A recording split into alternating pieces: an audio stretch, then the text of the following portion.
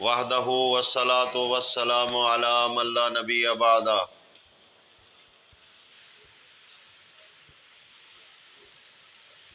اما بعد فاعوذ باللہ من الشیطان الرجیم، بسم اللہ الرحمن الرحیم۔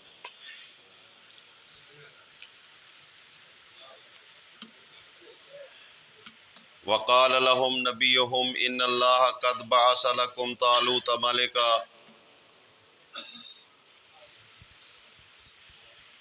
قالوا انا یکون له الملک علینا ونحن احق بالملک منہ ولم یؤت سعۃ من المال۔ قال اللہ ان اللہ اصطفاہ علیکم وزادہ بسطۃ فی العلم والجسم واللہ یؤتی ملکہ من یشاء واللہ واسع علیم۔ قرآن مبین کی یہ سورہ بقرہ ہے اور حالات بنی اسرائیل کے ہیں۔ اب اس سورہ بقرہ کی اس آیت کے اندر جو بنی اسرائیل کی خامیاں بیان کی گئی ہیں، ان کے ذریعے سے مومنین اور مسلمین کو ایک سبق ہے۔ مثال کے طور پر اشارہ تو ایک ایسے شخص کی طرف ہوتا ہے جو اپنے جرم کی سزا پا رہا ہو، لیکن دیکھنے والے کے لیے کیا ہے؟ دیکھنے والے کے لیے اللہ کو قرآن فرماتا ہے فَاعْتَبِرُوا يَا أُولِي الْأَبْصَارِ، اے آنکھوں والو عبرت پکڑو، یہ حالات دیکھ کر عبرت حاصل کرو۔ تو حالات و واقعات آفاق اور انفس کے اعتبار سے ہمارے سامنے، تو میرے ذمہ جو عنوان لگایا گیا ہے وہ ہے نظم و ضبط۔ تنظیم کے اندر رہتے ہوئے آپ کس اصول کے تحت چل سکتے ہیں؟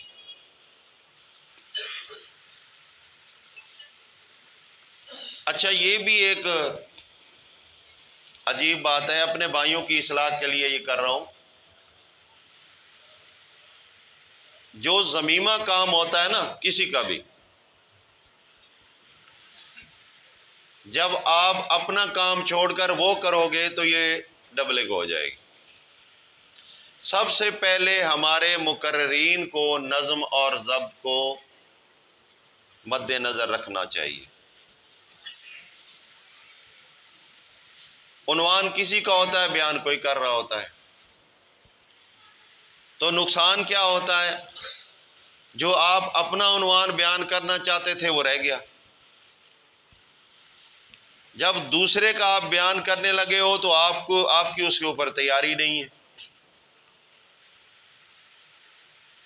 تو اس طرح سے سامعین کے اوپر بھی ایک اچھا اثر نہیں پڑتا۔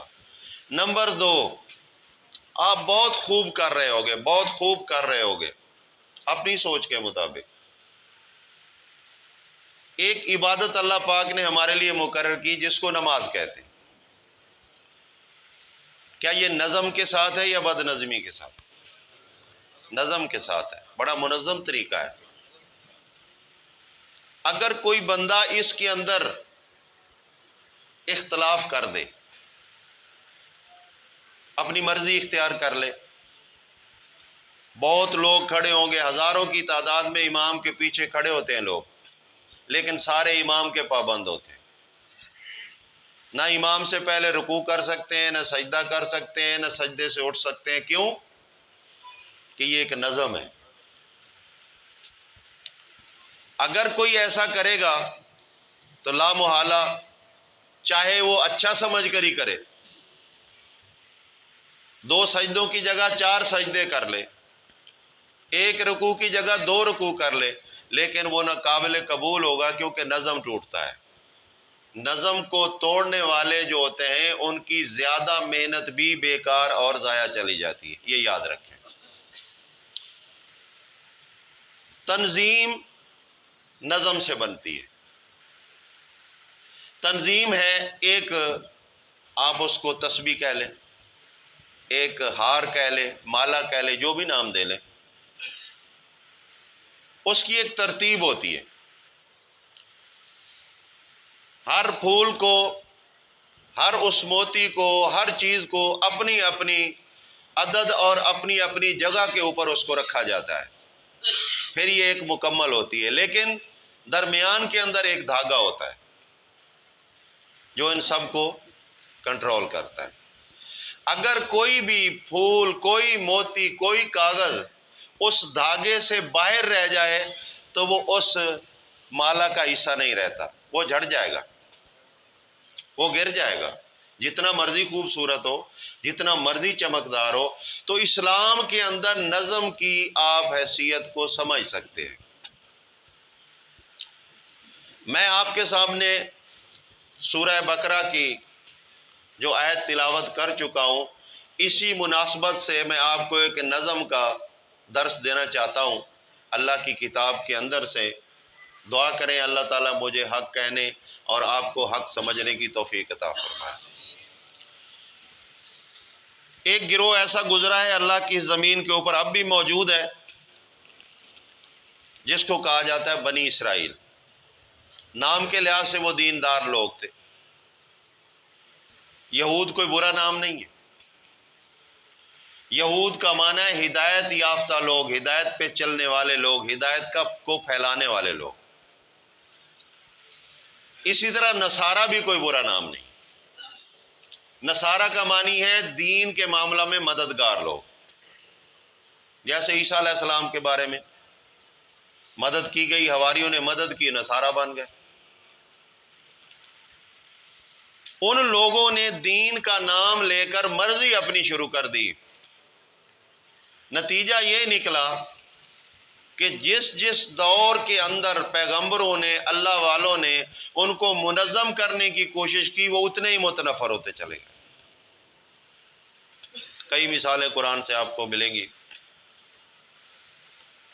تقاضا کرتے ہیں کہ اللہ ہمیں من و سلوہ دے، اللہ نے دے دیا. جب آسمان سے کھانا اترنے لگا پھر طبیعت بگڑ گئی. پھر کہنے لگے کہ سوال کرو اللہ سے، ہم تو وہ کھائیں گے من بقل و قصہ آیا و فوم آ و عدس آ و بصل آ، ہمیں تو پیاز اور لہسن اور مسور اور گندم، یہ ساگ وغیرہ، ککڑی، یہ چاہیے. اللہ نے فرمایا چلو تمہاری نیت یہی ہے تو پھر ایسا ہی صحیح. آ گئے، آبادی کے اندر آ گئے. اب جو مانگا ہے اس پہ صبر کرو. نہیں، پھر صبر نہیں ہو سکا. اللہ کے دیے ہوئے کو برداشت کرنے کی بجائے حرص اور طمع کے اندر آ کر سود کھانا شروع کر دیا ناجائز طریقے سے. مال کی حبس نے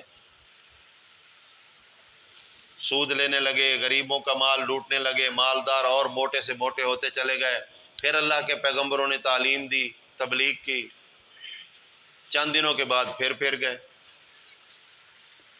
اب انہی لوگوں کی کارستانیوں کو سامنے رکھتے ہوئے اللہ رب العزت نے قیامت تک ایک فیصلہ دیا ہے، آپ وہ فیصلہ سن لیں. پھر ہم اپنی جان کا فیصلہ خود کر لیں گے کہ ہم کہاں کھڑے.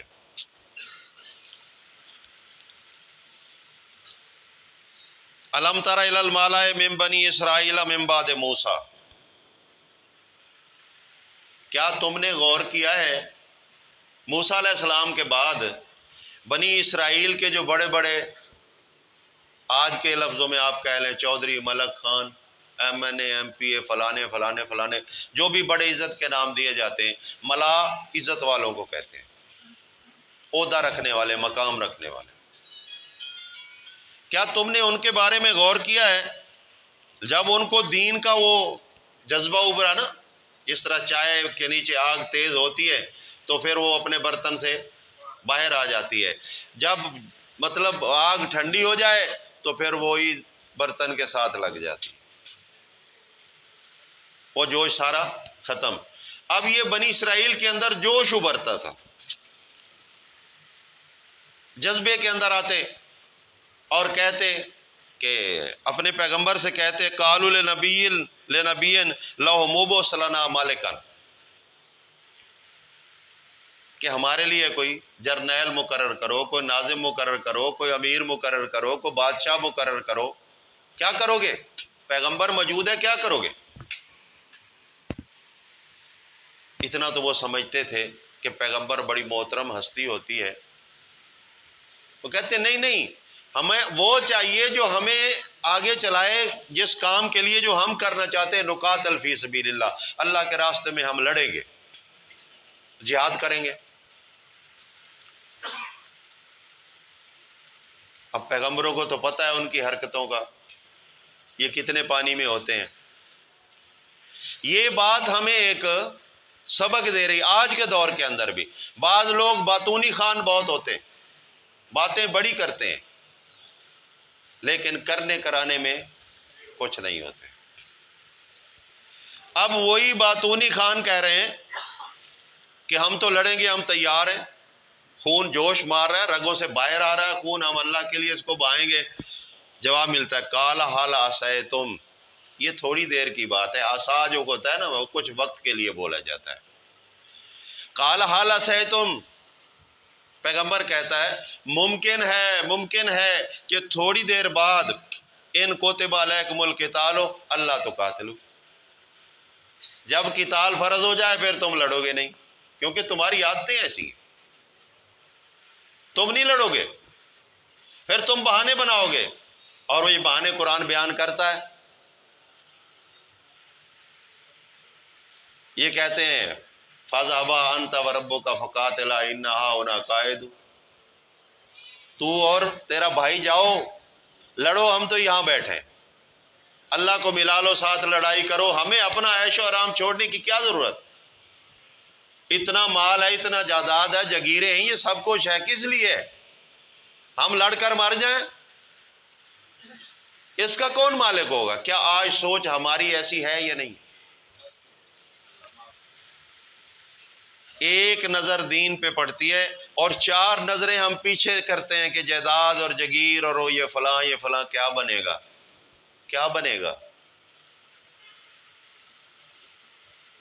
نظم کو مانتے ہو تو پھر نظم تو قربانی مانگتا ہے،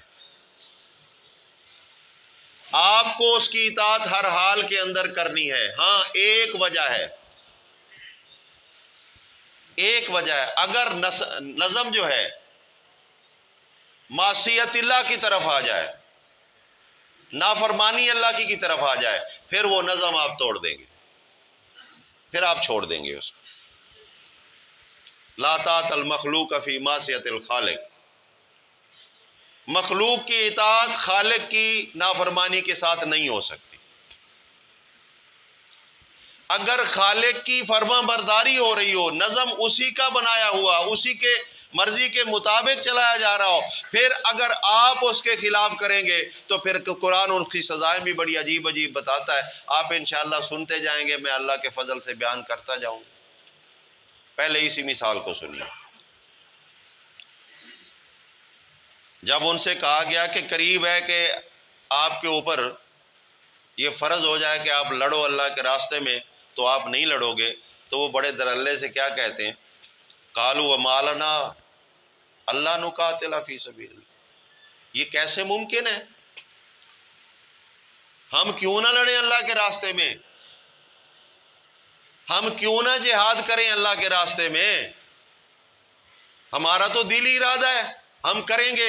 وجہ بتائی، وَقَدْ أُخْرِجْنَا مِنْ دِيَارِنَا وَأَبْنَائِنَا، اب یہاں یہ ثابت ہوا کہ وہ لوگ اللہ کے لیے نہیں لڑنا چاہتے تھے، وہ بدلے کے لیے لڑنا چاہتے تھے۔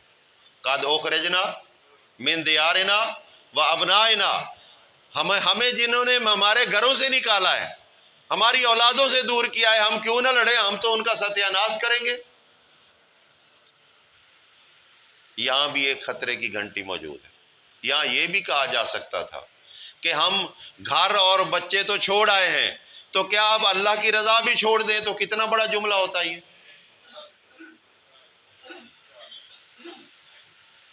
اچھا جی، فلما کوتبہ، جب لازم کر دے گا. یہ کوتبہ جو ہے یہ لکھنے میں بھی آتا ہے، یہ فرض کرنے میں بھی آتا ہے، لازم کرنے میں بھی آتا ہے. جیسے ہم کہتے ہیں کوتبہ علیکم الصیام، یا ایھا الذین آمنوا کوتبہ علیکم الصیام، تو وہاں کوتبہ کا معنی لکھا جانا نہیں ہے، لازم کرنا ہے. تمہارے اوپر روزے فرض کر دیے گئے، تو یہاں وہ فرض ہے. فلما کوتبہ علیہم القتال، جب اللہ پاک نے اس پیغمبر کو یہ حکم دیا کہ جاؤ ان سے کہو کہ لڑو، اب تمہارے لیے اس میں اجر ہے. نظم بن گیا، پیغمبر موجود ہے، لڑو.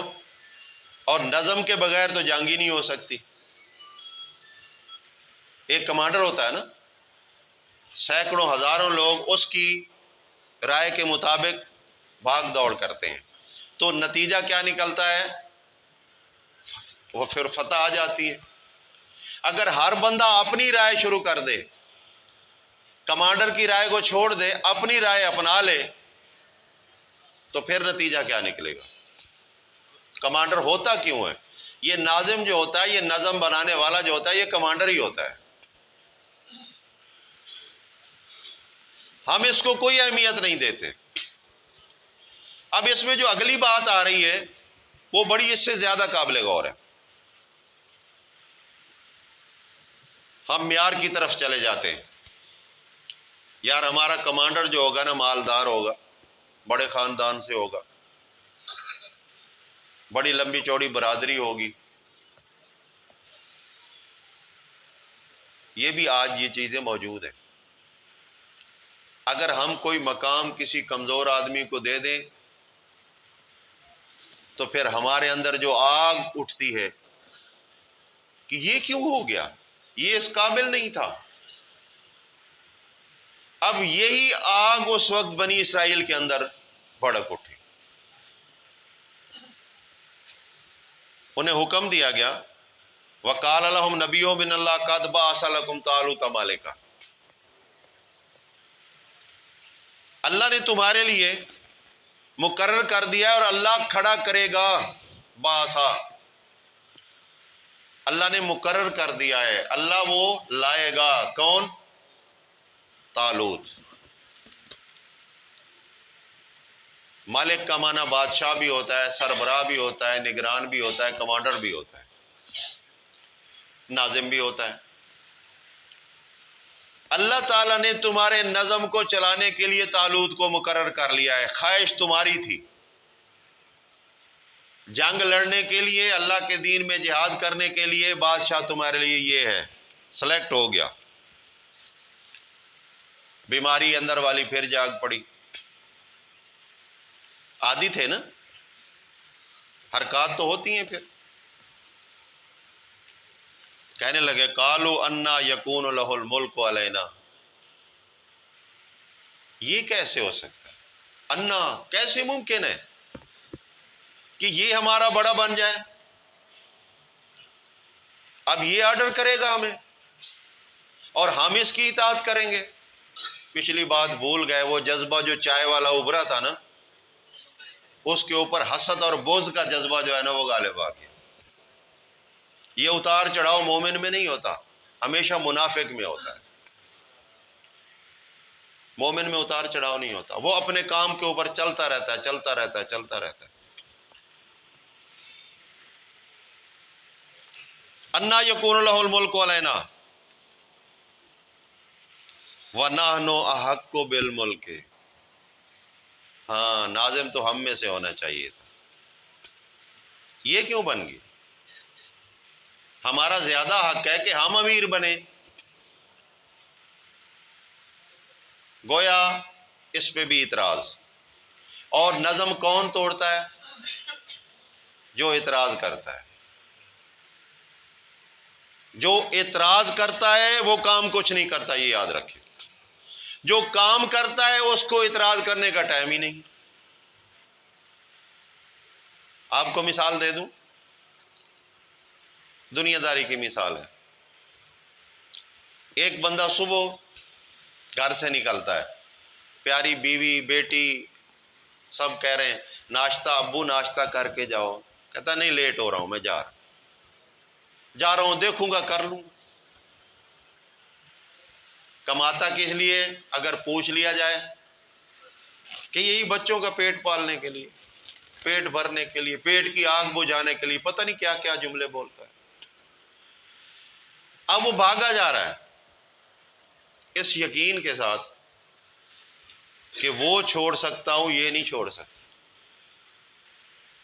مل جائے گی روٹی، پھر مل جائے گی، 2-4 گھنٹے میں مر تو نہیں جاؤں گا اگر ناشتہ نہیں کیا۔ کیوں؟ اس لیے کہ اس نے اپنے آپ کو اس نظم کے اندر باندھ دیا ہے۔ وہ سمجھتا ہے کہ یہ نہیں کروں گا تو میرا بھلا نہیں ہوگا، اگر ایک ٹائم کا کھانا نہیں بھی کھاؤں گا، ناشتہ نہیں کروں گا تو کوئی پرابلم نہیں آ جاتا۔ یہ ایک اس کا اپنا بنایا ہوا نظم ہے، اس کے تحت وہ پوری زندگی لگا لیتا ہے، صبح سے شام، شام سے صبح، کولو کے بیل کی طرح وہ گھوم رہا ہے۔ اس کو یقین ہے کہ اس نظم سے باہر جاؤں گا تو بھوکا مروں گا، حالانکہ رازق کون ہے؟ رازق اللہ ہے۔ جو کچھ نہیں کرتے ان کو بھی رزق ملتا ہے۔ بڑی بڑی مخلوق آپ کے سامنے پڑی ہوئی، انسان کی طرح وہ حریص نہیں ہے، لیکن رب رازق ان کو رزق دیتا ہے۔ چلو اس کو یقین ہو گیا۔ اب میں پوچھتا ہوں کہ اس نظم کے اندر کیا چیز اس کو لائی؟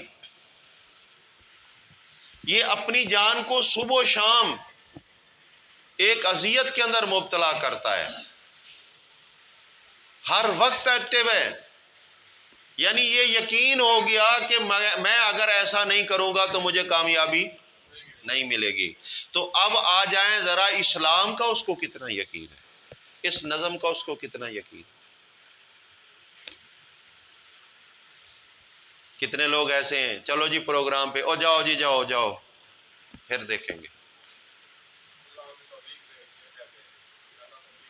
آؤ جی اللہ کے دین کی بات ہو رہی ہے، اور ٹھیک ہے یار دعا کرو، بس دعا کرو، دعا بھی تم ہی کرو، خود نہیں کرنا چاہتا، اگلا بندہ ہی دعا کرے، سارے کام اگلے کے ذمہ۔ چلو دعا اگلا کر لے گا، تو حیا کر لے، دعا کے ساتھ حیا بھی تو ہے نا، نہیں آتی؟ جو لوگ اسلامی نظم کو اس طرح سمجھتے ہیں، بتائیے ذرا ان کا کیا مستقبل ہوگا آخرت کا۔ چھوٹی چھوٹی باتوں کے اوپر اعتراضات ہوتے ہیں۔ بھئی اگر آپ حق پہ بھی ہوئے تو آگے آؤ نا، آگے آ کر بھائیوں کی طرح بیٹھ کر حق بیان کرو، بھاگتے کیوں؟ عجیب فلسفے میں فلانے کے پیچھے نماز نہیں پڑھتا، آپ خود نظم کو توڑ رہے ہو۔ نماز ایک نظم ہے، اگر وہ مومن ہے آپ اس کے پیچھے نماز نہیں پڑھتے ہو تو نظم کے توڑنے والے آپ ہو۔ آپ کا جو مسئلہ ہے وہ حل طلب ہے۔ نظم بنایا اسی لیے جاتا ہے کہ سیدھا کیا جائے۔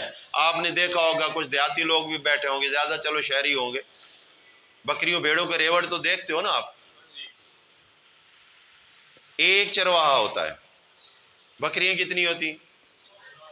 سینکڑوں، لیکن کنٹرول کرتا ہے۔ کوئی بکری یہ نہیں کہتی کہ میں تو تیرے ساتھ چلتی نہیں۔ اگر بکریاں اس طرح کہنا شروع کر دیں تو چرواہے کا کیا بنے گا؟ اچھا پھر چرواہے کو یہ اختیار بھی ہے نا، جو اکڑتی ہے پھر ساتھ اور بھی ہوتا ہے، مولا بخش بھی اس کے ساتھ ہوتا ہے، ایک پڑتا ہے اس کی جان پہ اور پھر وہ سیدھی ہو کر سب کے ساتھ چلتی۔ اس کو کہتے ہیں نظم۔ یہ حق کون دے گا ناظم کو؟ یہاں تو ہر بندہ ناظم کا باپ بیٹھا ہوا ہے بن کر، ناظم تو غلام ہے، یہ تو نوکر ہے، جس کو یس نہیں کی اعتراضات کی بارش، ماننا ہی نہیں۔ یاد رکھیے دنیا کا نظم اگر توڑو گے تو نتیجہ یہ ہوگا کہ آپ دنیا کے مقاصد حاصل نہیں کر سکتے۔ اگر آپ دین اسلام کا نظم توڑو گے تو آپ کی دنیا بھی جائے گی، آخرت بھی جائے گی۔ یہ اصول ہے۔ رہی اعتراضات والی بات، کیونکہ قربانی جو ہوتی ہے وہ ہمیشہ جذبہ انسان کے اندر ابھارتی رہتی ہے۔ ایک چیز ہوتی ہے دین کے اندر کہ میں نے جو راستہ اپنایا اس کے لیے مال جان سب حاضر ہے، لیکن کبھی کبھی شیطان ایسا چکر دے جاتا ہے۔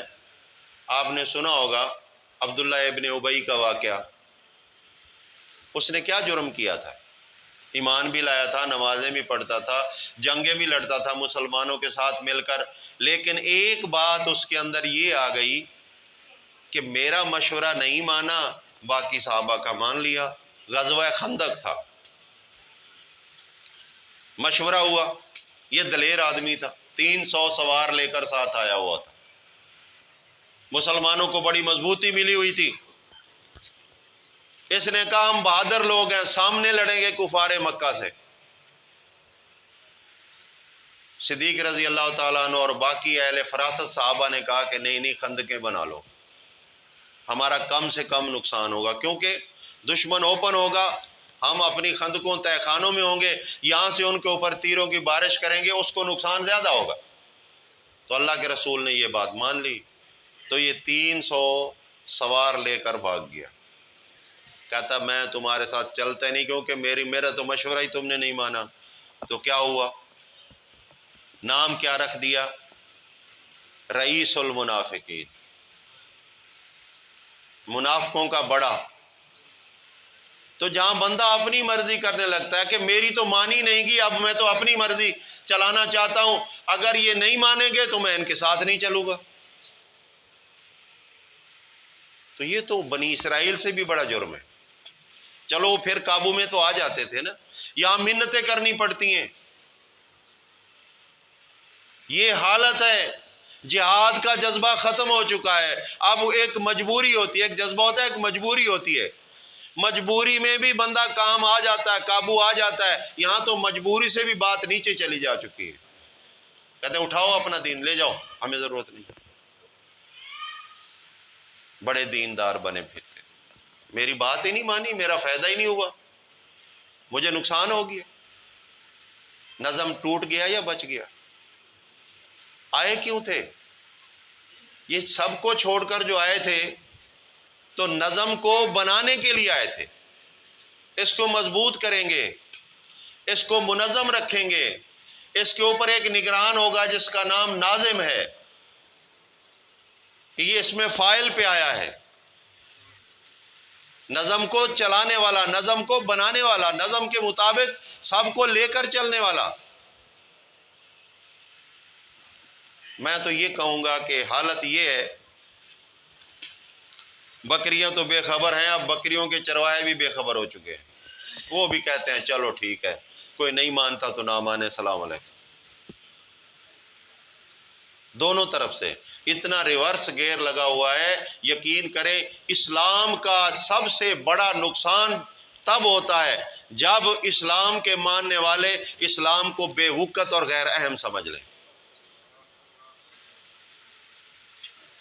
کافر اتنا نقصان نہیں دے سکتا، کیونکہ ایمان والے کے سامنے جب کافر آتا ہے، قرآن کہتا ہے کہ ان کا جذبہ پہاڑ بن جاتا ہے۔ حسبنا اللہ و نعم الوکیل، وہ تو پکار کر کہتے ہیں کہ ہمیں اللہ کافی ہے اور وہی کام بنانے والا ہے، تم ہمیں ان گھوڑوں تیروں تلواروں سے نہیں ڈرا سکتے۔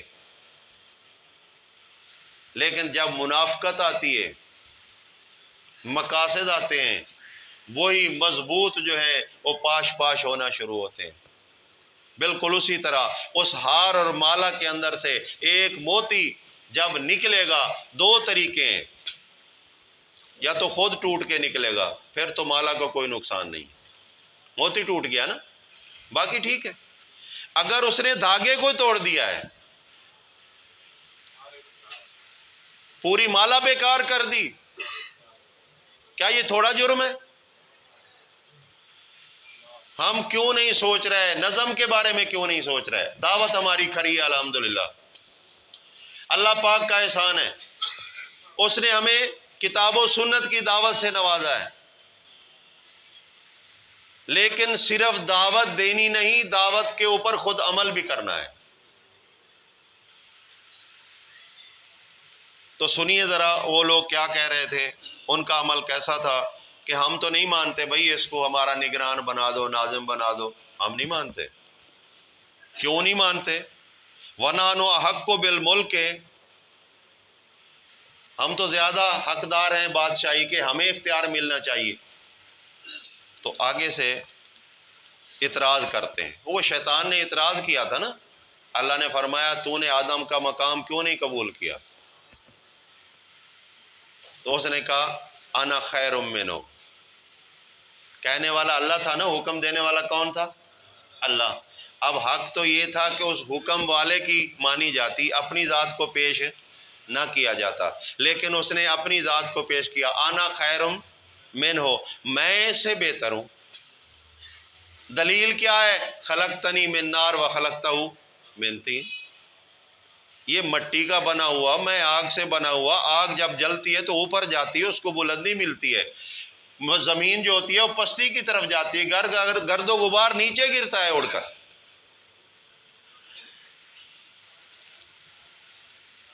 تو نتیجہ کیا نکلا؟ نتیجہ یہ نکلا کہ وہ مردود ہو گیا۔ حالانکہ دیکھا جائے تو اس نے ایک اپنی بڑائی پیش کی تھی نا، اور یہ حقیقت ہے کہ وہ آگ سے بنا ہوا ہے، آدم مٹی سے بنا ہوا ہے، یہ حقیقت ہے، اس کا انکار تو نہیں ہے، لیکن اعتراض کی پکڑ ہے۔ وہی ابلیس والا اعتراض یہاں انہوں نے کر دیا۔ کیا کیا؟ لم یؤت سعۃ من المال، وہ تو کوئی امیر آدمی تو ہے ہی نہیں جس کو ناظم بنا رہے ہو، اے اللہ کے پیغمبر، وہ کوئی امیر ہے؟ لم یؤت سعۃ من المال، نہ پہلے اس کے پاس کوئی مال تھا نہ آج ہے۔ تو معیار کیا بنا کہ جو چودھری ہوگا، فنے خاں ہوگا، اس کو اگر کوئی ناظم بنایا جائے گا تو چلو کچھ دبدبے سے، کوئی لالچ سے، کوئی کسی طرح سارے اس کے ساتھ چلیں گے۔ اگر کوئی بھوکا ننگا ناظم بن گیا تو اس کی تو خیر نہیں ہے نا۔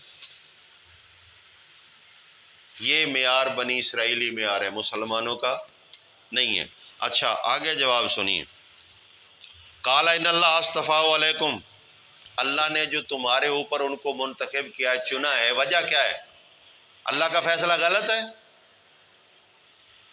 پیغمبر کہہ رہا ہے اللہ نے جو چنا ہے اس کے چناؤ کی کوئی وجہ بھی تو ہوگی۔ اچھا میں تمہیں وجہ بھی بتا دیتا ہوں، وہ کیا ہے؟ وَزَادَهُ بَسْطَةً فِي الْعِلْمِ وَالْجِسْمِ، تو معیار کیا ہوا؟ نظامت کا، انتظام کا، مقرر کرنے کا کسی کا معیار کیا ہوا کہ جسمانی طور پہ ٹی بی والا مریض نہ ہو جو رینگتا پھرے، ایکٹیو ہو، اور پھر اگلی بات کیا ہے؟ علم میں زیادہ ہو، باقی لوگوں سے زیادہ ہو۔ تو حق یہ بنتا ہے کہ اس کو ناظم بنایا جائے، صرف بنایا نہیں جائے بلکہ اس کے نظم کے اندر چلا جائے۔ اگر نہیں چلو گے تو اس کی مثال آپ سورہ توبہ میں دیکھ سکتے ہیں۔ میری آپ کی کوئی وقت نہیں ہے، صحابہ کے مقابلے میں میرا آپ کا کوئی مقام نہیں، بہت دور ہیں ہم، بہت دور ہے، گو کہ نقل ان کی کر رہے ہیں ہم، کرنی بھی چاہیے لیکن ہم بہت دور ہیں۔ اللہ فرماتے ہیں وَعَلَىٰ صَلَاةِ الَّذِينَ ثَلَاثَةِ الَّذِينَ، اور ان وہ تین لوگوں کی حالت بھی سنو۔ یا اللہ پاک کیا ہے؟ فرمایا جب انہوں نے اپنے کام میں غفلت کی، وقت کے امیر نے، وقت کے جرنیل نے، اللہ کے رسول صلی اللہ علیہ وسلم نے آرڈر دیا بھی چلو فلاں کام کرنا ہے، ان تینوں نے کیا کیا کہ غفلت کر لی، انکار نہیں کیا، صرف غفلت کی۔ اللہ رب العزت نے کیا فیصلہ فرمایا؟ اللہ نے فرمایا کہ آج کے بعد جب تک یہ اللہ ان کے لیے معافی کا اعلان نہ کرے، ان کے ساتھ کوئی کلام نہ کرے صحابی۔ اور قرآن کے الفاظ ہیں کہ زمین فراغ ہونے کے باوجود ان کے اوپر تنگ آ گئی، کوئی صحابی نہیں بولتا تھا، کوئی دعا سلام نہیں کرتا تھا، اللہ کے رسول کے پاس جاتے، اللہ کے رسول رخ دوسری طرف کر دیتے۔ کیوں سزا مل رہی تھی؟ سوچو نا، سزا کیوں مل رہی تھی؟ ایک تو ہوتا ہے اسلام کے اندر سے نکل جاتا ہے، اس کے لیے کوئی سزا نہیں، جو تمہارا حصہ ہی نہیں ہے۔ استاد جب کسی بچے کو ڈنڈے مارتا ہے تو کیا سمجھ کر مارتا ہے؟ میرا شاگرد ہے، اب اس کو سیدھا کروں گا، آئندہ یہ صحیح پڑھائی کرے گا، یہ مطلب ہوتا ہے نا۔ یا جو سکول کا شاگرد نہیں ہوتا، اس کو پکڑ کر ڈنڈے مارے گا تو اس نے خود اپنے دانت توڑوانے، اپنے شاگرد کو مارے گا نا، اس کا شاگرد ہے، یعنی اس ادارے کا وہ حصہ ہے۔ تو یہ یاد رکھیے، پابندی جو ہوتی ہے اپنے ساتھی پہ لگائی جاتی ہے، غیر ساتھی پہ پابندی نہیں لگ سکتی۔ رسول اللہ صلی اللہ علیہ وسلم کے ذریعے پابندی لگوائی جا رہی ہے نظم کو بچانے کے لیے کہ ان تین کے ساتھ کلام نہیں کرنا۔ روتے ہیں بیچارے، ایمان والے تو ہیں نا، روتے ہیں، گھروں میں بھی سکون نہیں، ساتھیوں سے ملتے ہیں کوئی سلام دعا نہیں کرتا، جب اللہ کے رسول کے پاس جاتے ہیں اللہ کے رسول رخ دوسری طرف کر دیتے ہیں۔ اخیر جو ہے توبہ کرتے کرتے روتے، اللہ پاک نے رحم کیا، اللہ نے فرمایا پیغمبر میں نے ان کو معاف کر دیا، کیونکہ ان کے دل صاف تھے، ان کی نیت میں خرابی نہیں تھی۔ تو روایت کے اندر آتا ہے صحابہ نے جو ہی سنا دوڑ پڑے۔ محبت کا بھی تو کیا انداز ہے نا، رحماء بینہم، قرآن کہتا ہے رحماء۔ آج تو نفرتیں ہی بہت ہیں نا، کدورتیں ہی بہت ہیں ساتھیوں کے لیے، اعتراضات بہت زیادہ ہیں، غیبتیں، مردہ بھائی کا گوشت کھانے میں لگے رہتے ہیں ہم۔ ہمارا کام ہی یہی ہے کہ کسی کی جب تک غیبت نہ کی جائے، چگلی نہ کی جائے، اس کے لیے کوئی فساد والا معاملہ نہ بنایا جائے، تب تک ہمیں روٹی نہیں ہضم ہوتی۔ لیکن صحابہ نے جو ہی سنا کہ اللہ نے برات کا اعلان کیا دوڑ پڑے، مبارک ہو مبارک ہو مبارک ہو۔ اگلا بندہ سوال کرتا ہے کیسی مبارک؟ اللہ پاک نے تمہارے لیے برات کا اعلان کر دیا ہے۔ تو وہ بھی پھر ایمان والے تھے، آنسو نکلتے ہیں آنکھوں میں سے، دوڑتے ہوئے اللہ کے رسول کے پاس آتے ہیں، کہ اللہ کے رسول واقعی اللہ پاک نے آیت نازل کر دی؟ اللہ کے رسول فرماتے ہیں ہاں اللہ نے وحی کر دی ہے کہ میں نے ان کو معاف کر دی۔ ایسا مومن ہوتا ہے۔ لیکن ایسے مومن کے اوپر جب نظم کے خلاف ہو تو پابندی لگائی جاتی ہے۔ آج لگائی جائے تو کیا ہوتا ہے؟ اس وقت والے روتے تھے، آج تو میرے خیال میں بغلیں بجاتے ہوں گے، یار جان چھوٹ گئی، روز بلاتے آ جاؤ یار، فلانی جگہ تقریر کرنی ہے، فلانی جگہ پروگرام پہ جانا ہے، نہ کوئی کام کرنے دیتے ہیں، نہ بھی بچوں کی فکر رکھنے دیتے ہیں، ہر وقت بلاتے رہتے ہیں آ جاؤ آ جاؤ آ جاؤ، جان ہی چھوٹ گئی۔ دعویٰ کیا ہے؟ ہم صحابہ کے راستے پہ چل رہے ہیں۔ او بھائی یہ کرنے کے کام ہیں، جب ان کاموں کو چھوڑو گے تو پھر نتیجہ یہی نکلے گا کہ دین ہم سے جاتا رہے گا۔ قرآن حکیم کی ایک آیت ہے، آپ کو سناتا ہوں۔ اللہ پاک فرماتے ہیں اے ایمان والو، اگر تم اللہ کے بتائے ہوئے کام نہ کرو گے تو اللہ تمہاری جگہ پہ اور لوگ لے آئے گا، یہ کام کرنے والے اور آ جائیں گے اور تم ان کا کچھ نہیں بگاڑ سکو گے۔ یہ تو اللہ کا احسان ہے کہ اللہ نے ابھی تک ہمیں اس کام پہ لگایا ہوا ہے، ہمارا اپنا کوئی کردار نہیں۔ یا پھر کارکردگی دیکھ لیں۔ یاد رکھیے دروس کا معنی ہوتا ہے سبق، درس کا معنی کیا ہے؟ سبق۔ سبق اردو میں اور درس عربی میں۔ تو سبق جب آپ کو دیا جا رہا ہو تو وہ سبق پلے باندھنے کے لیے ہوتا ہے، خالی ساری لانے کے لیے نہیں ہوتا۔ کیوں؟ کہ اس سبق کو پھر رپیٹ ہونا ہے، دہرایا جانا ہے آپ کی پریکٹیکلی لائف کے اندر۔ اس سبق کے مطابق آپ نے پھر آگے کام بھی تو کرنا ہے نا، کام بھی کرنا ہے. پھر یہ بہادروں کا کام ہے. ولا تنازعوا، وہی نظم کی بات، ولا تنازعوا. تنازع تو سمجھتے ہیں نا، جھگڑا، نزاع کرنا، اختلاف کر لینا، بات بات پہ الجھتے رہنا، غصے ہو جانا. ولا تنازعوا فتفشلوا، تنازع کرو گے تو بزدل بنو گے، بہادری ختم ہو جائے گی. وَتَذْهَبَ رِيحُكُمْ، اور تمہاری جو معاشرے کے اندر مشرک لوگوں کے اندر دھاک بنی ہوئی ہے نا کہ یار یہ نہیں بھائی، یہ نہیں جھکتے، یہ کسی سے نہیں ڈرتے، یہ صرف اللہ سے ڈرتے ہیں، یہ بھوکے مر جائیں گے، پیاسے مر جائیں گے، کبھی اللہ کے دین کے خلاف کرنے کے لیے تیار نہیں ہے. اب وہ جو مثالیں آپ کے لیے مشرک دے رہا ہے آپ کے کردار کو دیکھ کر، اگر آپ میں تنازع ہو گیا تو یہ انسان کی بہت بڑی بیماری بھی ہے. کسی جانور کو دیکھ لیں، جب ان کی آپس کے اندر ضد ہوتی ہے تو پھر لڑتے ہیں نا، وہ جس طرح سانڈ لڑتے ہیں، بھیڑیے لڑتے ہیں آپس میں، لیکن لڑائی کرنے کے بعد وہ پھر مل کر چار بھی رہے ہوتے ہیں، کھا بھی رہے ہوتے ہیں، چارہ بھی کھا رہے ہوتے ہیں. یہ واحد جانور ایسا ہے جب یہ ضد پکڑ لے تو مرتے دم تک اس کی ضد ہی ختم نہیں ہوتی. ہے ایسا یا نہیں؟ اور پچھلی قوموں کی بربادی کی وجہ بھی یہی تھی کہ ان لوگوں نے دین کے اندر بگاڑ کیوں پیدا کیا؟ باغیم بینا،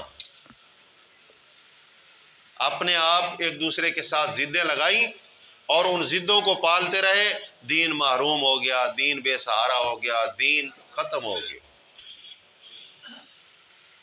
جب تک آپ رسی کو مضبوطی سے نہیں تھامیں گے، آپ اس سیلاب کے اندر سے اس صحیح راستے کا تعین نہیں کر سکتے. وہ رسی کیا ہے؟ وہ اللہ کی کتاب کا مقرر کردہ وہ نظام اور نظم ہے. نظم بچاؤ گے خود بچو گے، نظم توڑو گے نظم اللہ پھر کسی لوگوں کے ذریعے سے بنا دے گا، لیکن تم نہیں بچو گے، تم نہیں بچو گے. باتیں سمجھ آ رہی؟ تقریریں تو بہت ہوتی ہیں، سنی بھی جاتی ہیں. اگر مثال کے طور پر ہمیں 30 35 40 سال ہو گئے، تقریریں ہی سن رہے ہیں نا، کچھ کر رہے ہوں گے، کچھ سن رہے ہوں گے، لیکن کوئی فرق پڑا ہے؟ سوال ہے، کوئی فرق پڑا ہو؟ دنیا کا کوئی کام اگر اتنے عرصے بندہ اس کے ساتھ ریلیٹڈ ہو جائے تو پھر اس کام کا نشہ ہو جاتا ہے، عادی ہو جاتا ہے، انسان مجبور ہو جاتا ہے، اس کے بغیر چل ہی نہیں سکتا. یہ واحد کام ایسا ہے 40 سال چلنے کے بعد ہمارے اوپر کوئی اثر نہیں ہو. زمین جنبت نہ جنبت گول محمد، زلزلہ تو آ سکتا ہے، گول محمد صاحب نہیں ہل سکتا. ایسے لوگ دین نہیں چلا سکتے. پھر اعتراضات اٹھتے رہتے ہیں، کیونکہ یہ بھی بعض دفعہ آپس کی جو خصام اور جھگڑا ہے نا، یہ غلطی کی بنا پہ بھی ہوتا ہے، یہ اللہ کی طرف سے سزا بھی ہوتی ہے. فیملیوں کی ناچاکی ہو جانا، دوست و احباب کے اندر جھگڑے فساد ہو جانا، بات بات پہ اکھڑتے رہنا، جذباتی ہوتے رہنا. اللہ فرماتا ہے یہ شیر و شکر ہیں آپس میں، اور ہماری سب سے بڑی لڑائیاں بھی اپنے ساتھیوں کے ساتھ ہوتی ہیں، عداوتیں، بغض، تنازع. میں نے ایسے لوگ بھی دیکھے کہ جب اپنے ساتھیوں سے ملیں گے تو سلام بھی اس انداز میں کریں گے جیسے بندہ ویسے روڑا نہیں پھینک دیتا، اور جب دوسروں سے ملو گے تو السلام علیکم اور گلے کے ساتھ. فرق نہیں نظر آیا؟ آ رہا ہے نا فرق نظر؟ کیوں ہوا یہ؟ کیوں ہوا؟ کوئی وجہ تو ہوگی نا. علت اور معلول کا ایک سبب ہوتا ہے، ٹھیک ہے؟ اب معلول جو کچھ کر رہا ہے اس کی علت کیا ہے، وجہ کیا ہے، سبب کیا ہے؟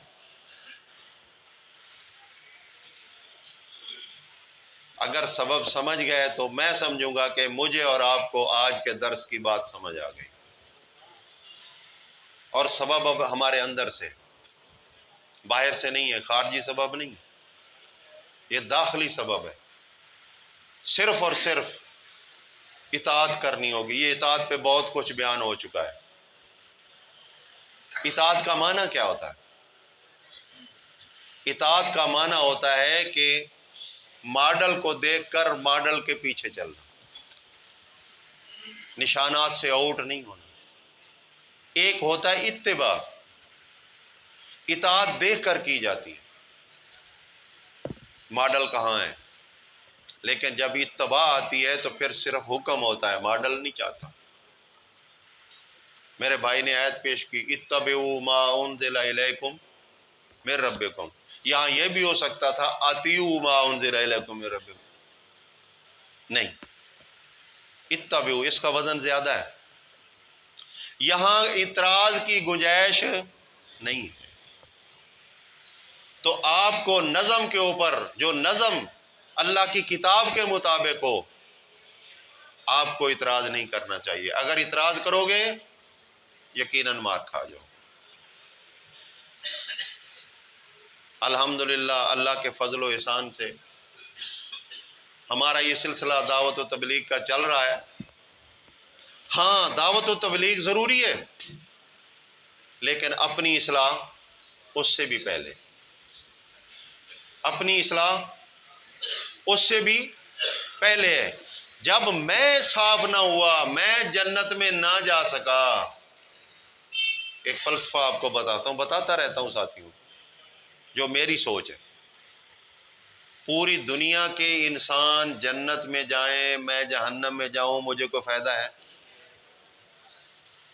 خاص طور پہ وہ مبلغین جو اپنے آپ کو کہتے ہیں کہ ہم تبلیغ کر کر کے مر گئے، تھک گئے، یہ ہو گیا، وہ ہو گیا، کالے تھے سفید ہو گئے۔ اگر کسی غلطی کی وجہ سے جہنم میں چلا گیا، ساری دنیا جنت میں چلی جائے تو مجھے کوئی فائدہ نہیں ہے۔ اگر میں جنت چلا جاؤں، اللہ کی رحمت سے میں جنت چلا جاؤں، تو میں یہ سمجھوں کہ ساری دنیا جنت چلی گئی ہوگی، کیونکہ میرا کسی سے کوئی تعلق نہیں ہے۔ وہاں ہر بندے نے اللہ کی بارگاہ میں تنہا پیش ہونا ہے۔ وہاں نہ بیوی، نہ ماں، نہ باپ، نہ بھائی، نہ بچہ، نہ بہن، کوئی بھی نہیں ہو۔ وَلَقَدْ جِئْتُمُونَا فُرَادَىٰ كَمَا خَلَقْنَاكُمْ أَوَّلَ مَرَّةٍ۔ ہاں، تو جیسے تنہا پیدا ہوا ہے ویسے تنہا اللہ کی بارگاہ میں پیش ہوگا۔ تو کیوں نہ اپنی جان بچاؤں؟ جب میں ٹھیک ہوں گا تو مجھے دیکھ کر انشاءاللہ کوئی اور بھی ٹھیک ہوگا۔ تو میں اپنے بھائیوں سے گزارش کروں گا، درس و تدریس ہوتے رہتے ہیں اور ان کا مقصد یہی ہوتا ہے کہ بھولا سبق یاد کرنا۔ آئے، وقت دیا، پیسہ لگایا، محنت کی، مشقت کی،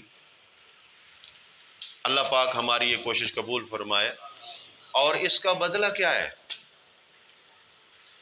اس کا بدلہ یہ ہے کہ اللہ ہمیں صراط مستقیم پہ قائم رکھے، یہی مانگو۔ جب صراط مستقیم مانگ لی تو اللہ تعالیٰ کا پھر وعدہ ہے، دنیا میں بھی ساری رحمتیں تمہارے لیے، آخرت میں بھی تمہاری ساری رحمتیں تمہارے۔ ہم نے صرف اللہ سے صراط مستقیم مانگنی اور پھر اس کے اوپر چلنا ہے۔ انشاءاللہ کوشش کریں گے، سارے دوست کریں گے۔ اچھا، جن دوستوں کو اس دعوت کا ابھی تک صحیح طرح پورا ادراک نہیں ہے، میں ان کے گوش گزار کر دوں کہ یہ دعوت جو ہے نا، یہ کسی طرح سے بھی دنیاوی دعوت نہیں ہے، اس کے اندر کوئی لالچ نہیں ہے۔ ہم کوئی الیکشن نہیں لڑنا چاہتے، بندے زیادہ کر کے الیکشن لڑیں گے، کوئی کرسی مل جائے گی، وزارت مل جائے گی، نہیں۔ ہم کسی نوٹ کا سوال نہیں کرتے کہ چندہ دو جی مسجد بنانی ہے، چندہ دو مدرسہ بنانا ہے، مزار بنانی ہے، فلاں بنانا ہے، فلاں بنانا ہے۔ ہم یہ چندے وندے بھی نہیں لیتے، اور کوئی دنیاوی مقاصد بھی ہمارے نہیں ہے۔ ایک مقصد ہے، وہ یہ ہے کہ اللہ کے بندے اللہ کی رحمتوں کو پالیں، اللہ کی جہنم سے بچ جائیں۔ اگلا مرحلہ جب کوئی مومن بنتا ہے تو پھر اس کو آٹومیٹک پتہ چلتا ہے کہ اللہ تعالیٰ نے مجھے حکم دیا ہے کہ میں اللہ کے راستے میں مال بھی خرچ کروں. تو اللہ کا راستہ قوالیوں والا، طبلے سرنگیوں والا یا دعوت دین والا؟ تو اس میں مال بھی لگانا ہے. کچھ طبلے سرنگیوں پہ لگا رہے ہیں، کچھ نعتوں پہ لگا رہے ہیں، میلادوں پہ لگا رہے ہیں، چل رہا ہے نا آپ کے سامنے. لیکن مومن کا مال ہمیشہ یہ اللہ کی امانت ہے نا، تو یہ اللہ کے راستے پہ ہی لگنا چاہیے. اور لگاؤ، بخل نہ کرو، کیونکہ اللہ تعالیٰ تمہارا حصہ تمہیں دے رہا ہے. جو کھا رہے ہو میرا حصہ وہی ہے، جو بچا ہوا ہے میرا نہیں ہے، پتہ نہیں کس کا ہے. میں جو کھا رہا ہوں میرا تو حصہ وہی ہے نا. یہ پتہ نہیں ڈاکوؤں کا ہے، فراڈیوں کا ہے، پتہ نہیں میری اولاد کو نصیب ہو، بیوی کو نصیب ہو، کیا ہو کیا نہ ہو، میں تو خالی جمع ہی کرتے جا رہا ہوں. میرا حصہ مجھے مل رہا ہے، میرا حق مل رہا ہے. انسان جس چیز کے بغیر زندہ نہیں رہ سکتا وہ اللہ تعالیٰ نے ہر انسان کو دی ہے. جھوپڑی کے اندر بیٹھا ہوا ایک شخص روٹی کھا رہا ہے یا نہیں کھا رہا؟ وہی روٹی ایک بندہ 10 ملکوں کے اوپر بادشاہ بنا ہوا ہے، 2 روٹیاں وہ بھی کھا رہا ہے. فرق کیا ہے؟ اسی دھوپ کی حرارت وہ لیتا ہے، اسی دھوپ کی حرارت وہ لے رہا ہے. اسی رات کو سکون وہ کرتا ہے، اسی رات کو وہ سکون کرتا ہے. اسی اللہ کے پیدا کردہ پانی کو وہ پی رہا ہے، وہ بھی پی رہا ہے. فرق اتنا ہے وہ ڈرامے کر کے ذرا اس کو منرل واٹر بنا لیتا ہے، یہ گھڑے والا پانی بنا کے پی جاتا ہے. پانی تو ایک ہی ہے. زندہ رہنے کے لیے ساری ضرورتیں سب کے لیے برابر ہیں.